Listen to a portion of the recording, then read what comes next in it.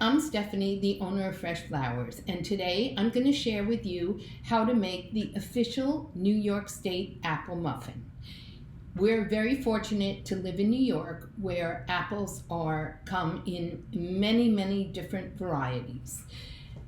This booklet, which I have had for many years, it's called A Guide to Apple Country Apples, and it's all about New York State apples. And this book was published by the New York Apple Association, and every fall I make the official New York State apple muffin, which according to this recipe was developed in upstate New York. So if you live in a state where apples are grown, you should contact your local apple association and find out what apples are available and where you can get them.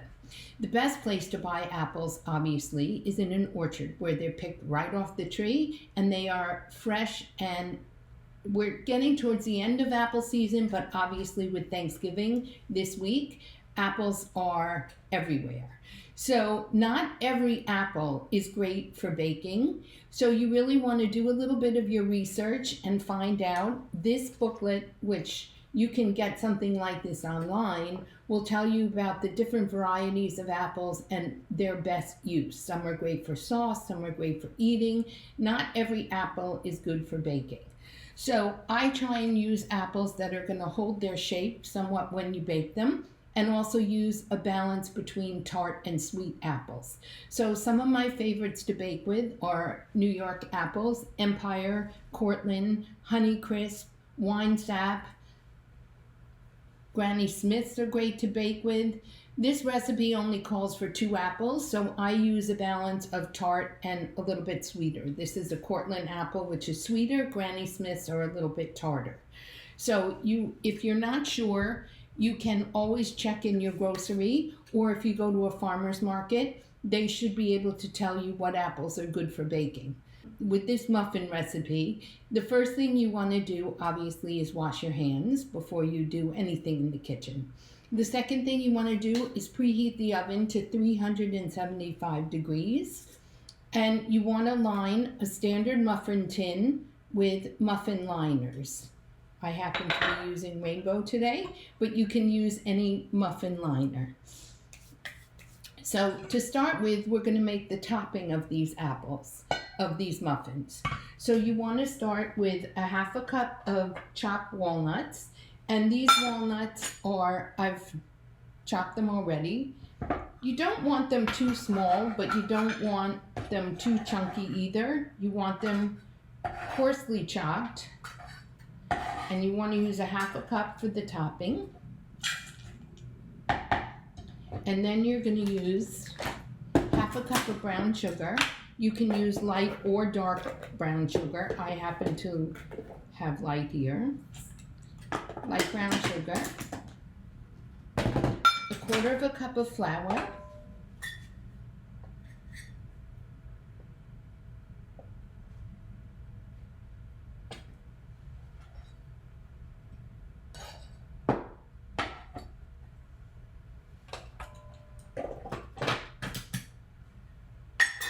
A teaspoon of cinnamon,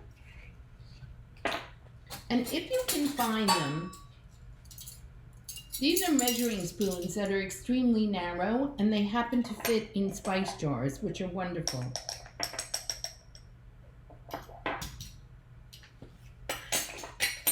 Cinnamon, a teaspoon of grated lemon peel,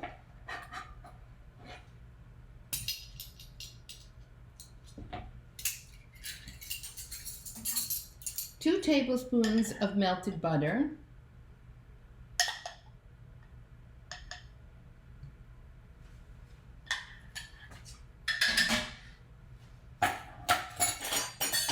and you want to mix this all together to make your topping, which should be crummy.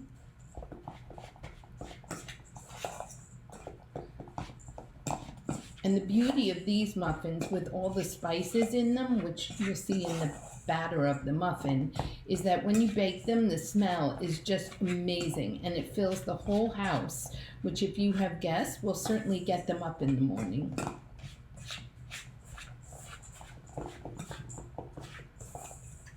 So that's pretty good. It's pretty evenly mixed. I don't know if you can see.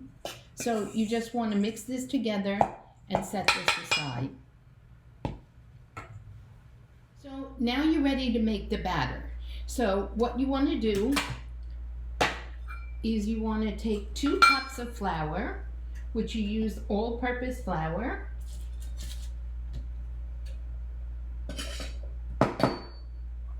And this is going to be, this portion is going to be, you're making the dry portion of the batter. There's a dry and a wet. So again, you want to use 2 cups of all-purpose flour, 3/4 of a cup of brown sugar, and you can use light or dark.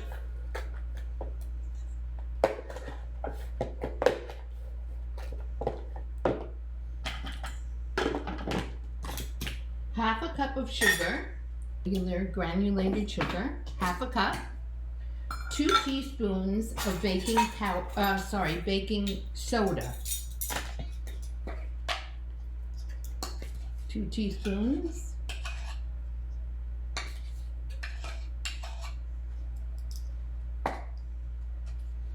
Half a teaspoon of salt, which when I'm baking, I always use kosher salt, unless the recipe specifically calls for sea salt or a coarser salt.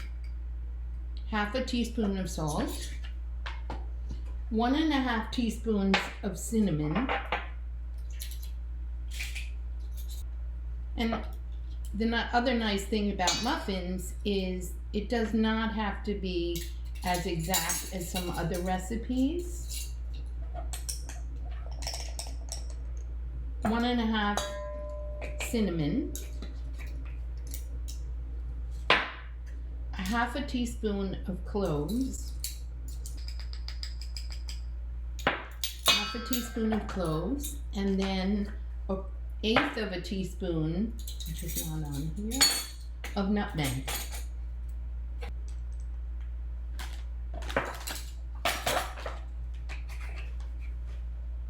You want to mix up all your dry ingredients.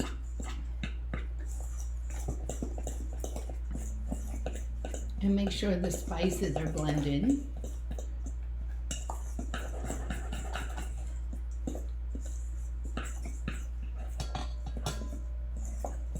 And now you're going to take your wet ingredients. So these are 2 apples chopped, not coarsely but not finely chopped, just in sort of a medium chop. You don't want the pieces to be too small, and you don't want them to be too chunky in your muffins either. So 2 apples, coarsely chopped. Then you're going to take 1/2 cup of walnuts.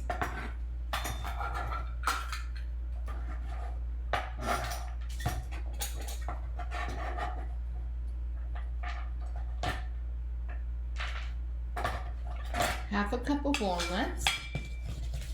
Then you're going to take 1/2 cup of raisins.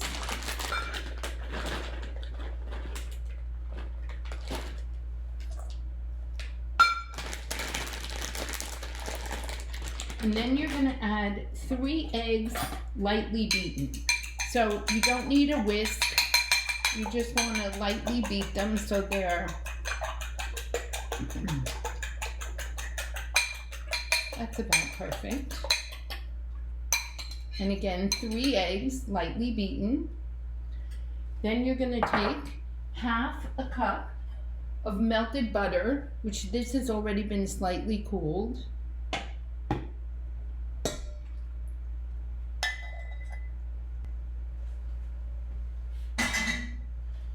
And then you're going to add 4 ounces of chopped cream cheese.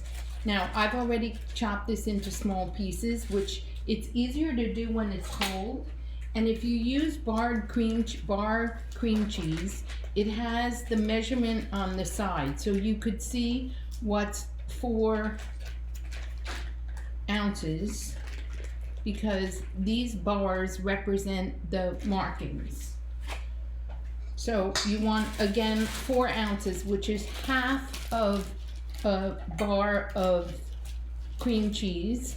That's 8 ounces, which is the normal size that you buy in the grocery. You can use any brand you want.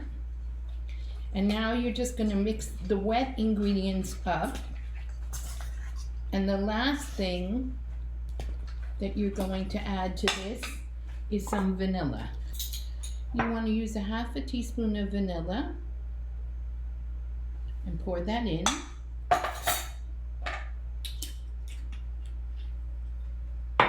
And you're going to mix this all together.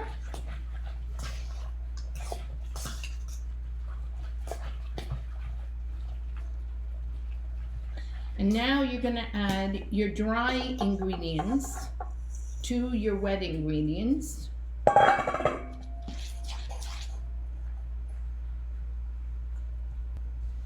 Okay, so this is pretty perfect. And I am going to use a large spoon. And now you're going to fill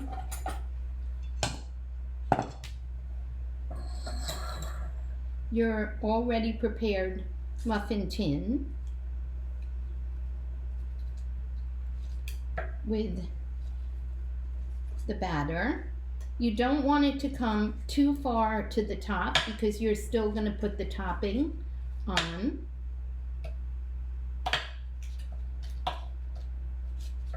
And you're going to fill all of it.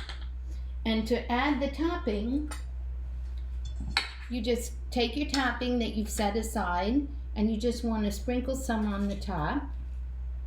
And you want to try to not do what I did, which is get it on the sides. And you're going to fill this entire muffin tin. And then you're going to bake this in the oven 375 degrees for 20 to 25 minutes.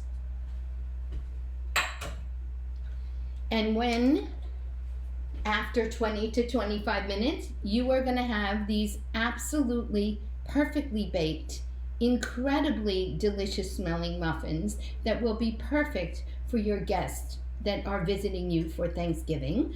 And the other thing is they make a wonderful gift if you're going to someone else's home, and they can heat these muffins up the next day for a delicious breakfast. So I hope everyone has a safe and happy Thanksgiving, and we'll see you again soon.